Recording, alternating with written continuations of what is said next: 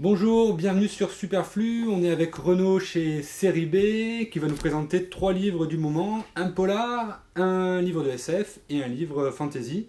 Mais écoute, on t'écoute Renaud pour le premier livre. On va commencer donc par le polar. Je vais vous parler des Planificateurs de Kim Moon-soo, qui est donc un auteur coréen et qui va nous amener avec un tueur à gages assez particulier, puisqu'il est tout aussi impitoyable et voire tordu parfois. La scène d'intro notamment nous le montre. Hésiter à tuer sa cible, descendre le voir, aller boire le thé avec lui, discuter toute la nuit, puis remonter le soir pour l'abattre.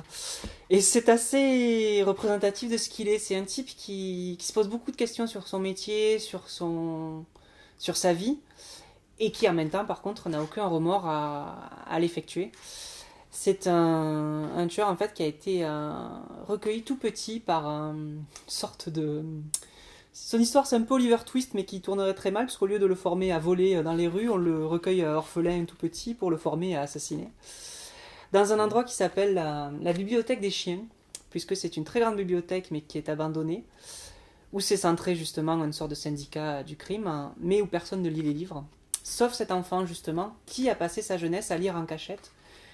Et ce qui l'amène par rapport à tous ses petits camarades, lui a beaucoup questionné ce qu'il fait, et à beaucoup remettre en question la vision du monde qu'on lui impose depuis petit, et qui est assez extrême.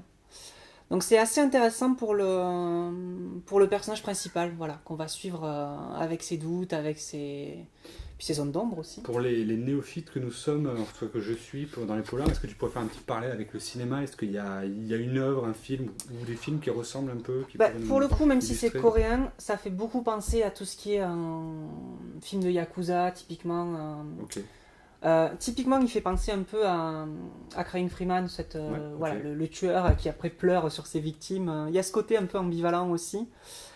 Il n'y a pas le côté arts martiaux, mais il y a le côté organisation presque culte en fait de ces assassins, plus qu'une mafia classique. Donc il y a ce côté très oriental, ce qui est logique, mais qui fait beaucoup plus penser à du polar et du cinéma japonais alors après que le peu que je connais du cinéma coréen, s'il faut c'est ça aussi, mais j'avoue que j'ai vu plus de... expert non plus. Voilà.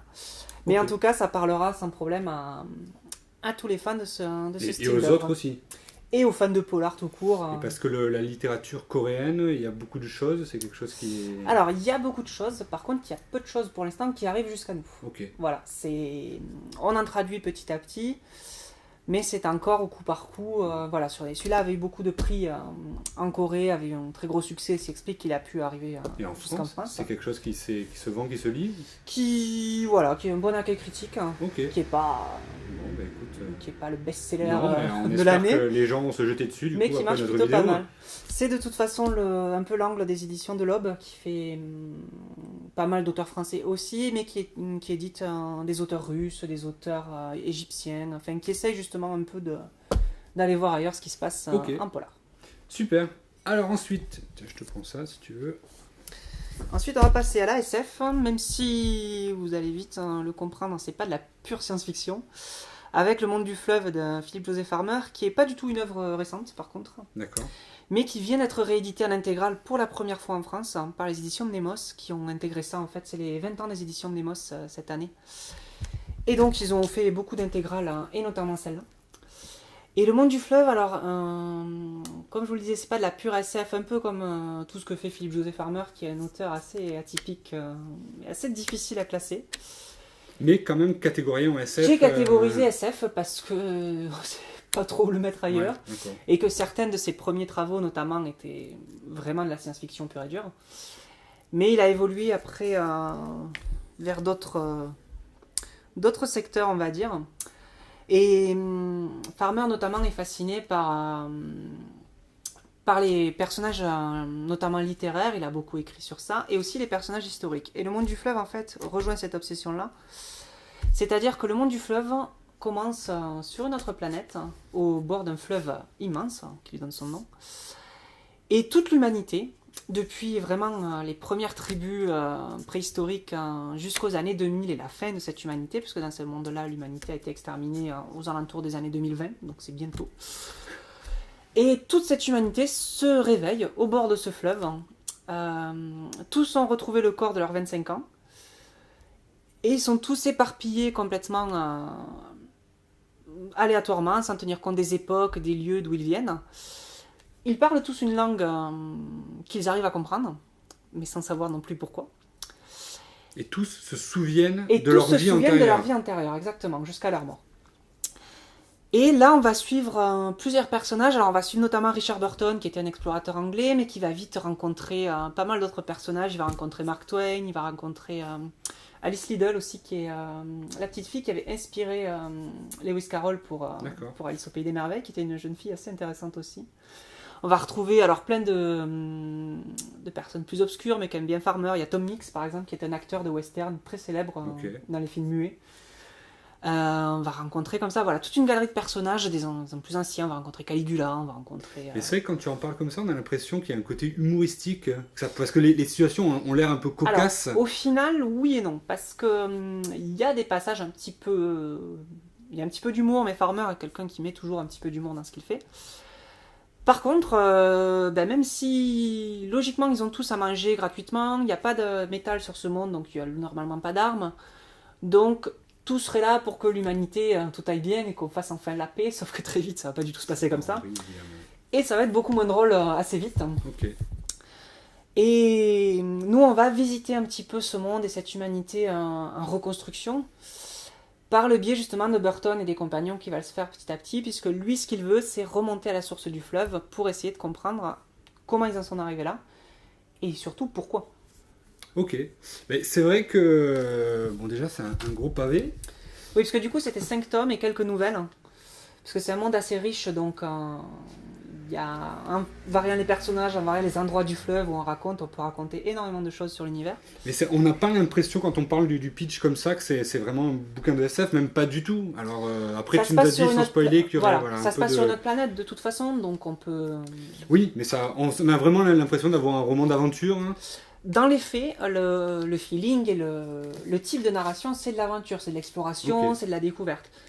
On le range en SF, comme je disais, parce que... ou le mettre, quoi. Mais... C'est ça. Mais on fera un jour sur Superflu une émission sur la science-fiction. Il y aurait beaucoup de choses à dire. La définir. Mais on le fera. Mais une prochaine fois. Et donc, le troisième livre... à la fantasy. Alors ça, pour le coup, c'est vraiment purement de la fantasy, et même si on veut un peu catégoriser de la dark fantasy.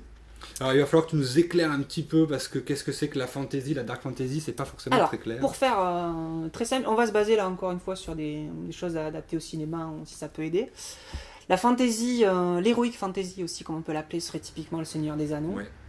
Donc voilà. Un mélange d'aventure et un peu de fantastique. Voilà, tout à fait, avec beaucoup de magie, avec des enjeux assez épiques et une lutte bien mal à grande échelle, on va dire.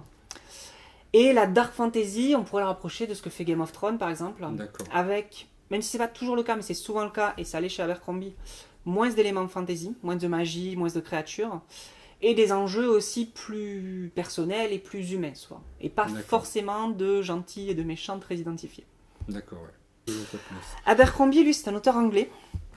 Et lui, ce qu'il aime, et c'est pour ça qu'il utilise la dark fantasy, c'est justement jouer avec les clichés de l'heroic fantasy, de la fantasy un peu classique.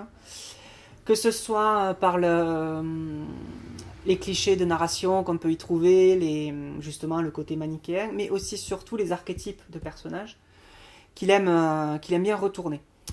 Et souvent, ces pitchs ont l'air de choses assez classiques et vues et revues, mais c'est la façon dont il va le traiter qui va faire tout le sel de ce qu'il écrit. Ça, et ce qui évidemment induit du coup par ça, c'est qu'il y a beaucoup d'humour, notamment dans les dialogues. C'est pas du tout de la parodie, c'est même assez sombre, et c'est très violent, hein, souvent, Abercrombie. Mais il y a un second degré permanent qui fait que c'est très très fun à lire et très rafraîchissant. Et ça peut être lu par des gens qui n'ont jamais lu de Dark Fantasy ou de Fantasy. Sans problème, Abercrombie pour le coup. Il n'y a pas de référence, c'est pas ultra... Non. Il y a, évidemment, quand on connaît certains... Oui. On voit un peu... Mais c'est pas une nécessité de connaître les choses pour... C'est là où il est particulièrement intéressant, c'est qu'au départ, on pourrait le prendre comme juste quelqu'un qui retourne les clichés, mais du coup, c'est tout aussi... cliché. Facile de faire juste l'inverse des clichés, c'est tout aussi cliché, quoi. Mais ça va beaucoup plus loin que ça, et en fait, il en tire une profondeur et une réflexion même sur ce que peuvent être ces personnages de manière réaliste, ce que seraient vraiment ces gens-là dans un contexte réel et humain. Et du coup, ça a une profondeur qui est assez surprenante là aussi. Ça peut se lire vraiment au premier degré comme un truc hyper fun avec des scènes d'action géniales et un vrai sens là aussi de l'épique et du rythme très très chouette. Mais il y a une réflexion aussi sur son propre genre qui est assez inattendue mais qui est vraiment intéressante. Ok, super. Et pour conclure, est-ce qu'il y aurait un point commun, un lien entre ces trois livres qui pourtant n'ont pas l'air de se ressembler beaucoup? Le point commun au final, il est plus dans l'intention en fait qu'on pourrait demander au lecteur, ce serait de lire des choses justement qui sortent un peu du moule habituel d'un genre. Que ce soit le polar, la SF ou même la fantasy, on a l'impression de pouvoir résumer ces genres à un style et à une œuvre. C'est pas le cas du tout. Le polar est très très très varié, de plus en plus justement, parce qu'on traduit de plus en plus d'autres pays qui ont des approches différentes, qui ont des visions différentes de ce que peut être un roman policier. La fantasy aussi se pose de plus en plus de questions sur elle-même et du coup part dans des directions assez inédites. Et la SF évidemment a toujours été très très ouverte et très diverse, mais Patty, comme tous les genres en fait, est résumée un peu à son courant dominant. Donc mais ça peut valoir trois le représentants coup, déviants de trois genres différents. Voilà, mais qui en étant en même temps déviants sont aussi complètement ce qu'est ce genre. Voilà. Super, très bien. Merci beaucoup et à très bientôt. Avec plaisir.